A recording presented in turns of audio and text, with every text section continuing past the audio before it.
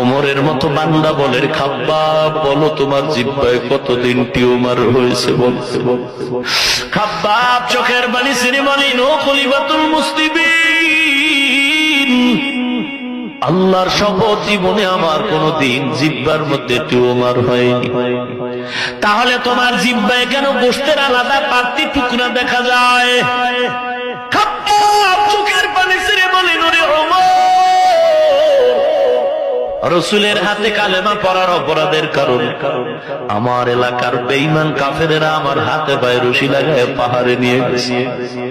পাহাড়ের মধ্যে নিয়া আমার হাতে পায়ে রশি লাগাইয়া পাহাড়ের কাটা আইনা আইনা আমার জিহ্বা বের করে একবার ঢুকিয়েছে, আবার বের করেছে। আর বলেছে, খাব্বাব কালেমা ছেড়ে দিবি কিনা বল। আমি চোখের পানি ছেড়ে ছেড়ে কথা বলতে পারি না, দিলটা মাওলার দিকে ঘুরে গেছে। আর আল্লাহকে বলেছি, মালিক তুমি তো দেখতেছো আমি খাব্বাবের এই কষ্টের পেছনে কারণ আমি তোমার গোলাম হতে চাই, আজ আমার উপরে আযাব। ওমরের চোখের পানি পড়া শুরু হয়ে গেল। খাব্বাব বলেন, এখানে শেষ না, জামা উঠাইয়া পিঠ বের করে বলেন, দেখেন আমার পিঠের হালত। ওমর তাকায় দেখে খাব্বাবের পিঠে বিন্দু থেকে বিন্দু কোনো গোশত নাই, হাড্ডির উপরে পোড়া পোড়া দাগ। বলেন, খাব্বাব কুষ্ঠ রোগে ভুগছো কতদিন বলো? খাব্বাব বলে, জীবনে আমার কোনোদিন কুষ্ঠ রোগ হয় নাই। তাহলে কষ্ট কেন রে খাব্বাব? খাব্বাব চোখের পানি ছেড়ে বলেন, ও পয়গম্বর, কালেমা পড়ার অপরাধের কারণে নবীর কাছে কালেমা পড়েছি অন্যায়ের কারণে। বেঈমান কাফেরেরা আমার হাতে পায়ে রশি লাগাইয়া ওই পাহাড়ের চেটিয়াল ময়দানে নিয়া জ্বলন্ত আগুন জ্বালাইয়া আগুনের কয়লার উপর আমি খাব্বাবের চিৎভাবে শোয়ে আমার উপরে বুকের উপরে পাড়া দিয়া এরপরে লাঠি দিয়ে আঘাত করেছে। আর বলেছে, খাব্বাব কালেমা ছেড়ে দিবে কিনা বল।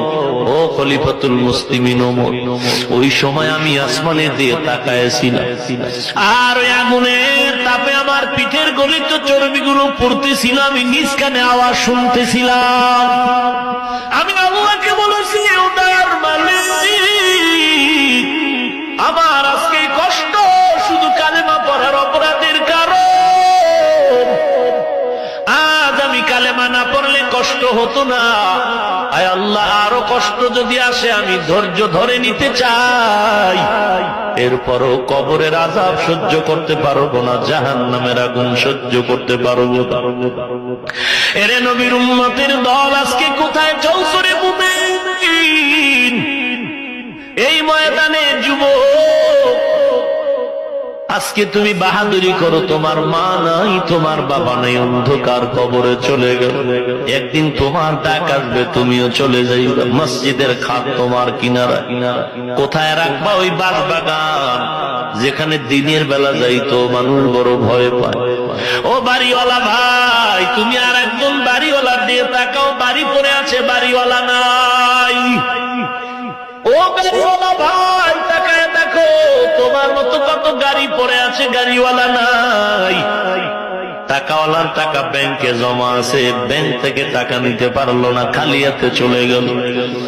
অতএব অন্ধকার কবরে কখন কার ডাক আসবে জানা নাই।